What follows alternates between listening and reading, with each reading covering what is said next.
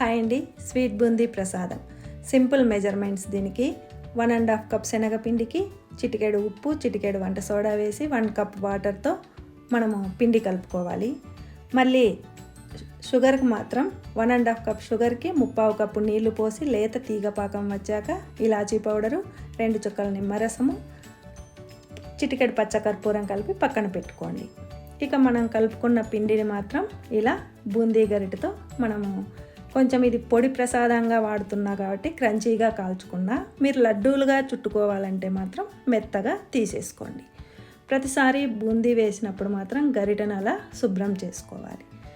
Orange and green colour మాత్రం food colour మీ optional అండి. అంతే, మనం చేసుకున్న బూందీని పాకంలో గోరువెచ్చని పాకంలోనే వేసి మీరు నెయ్యి, డ్రై ఫ్రూట్స్ కలుపుకున్నాక వెంటనే లడ్డూలైనా చుట్టుకోవచ్చు, లేదంటే ఇలా పొడిగా అయినా వాడుకోవచ్చు.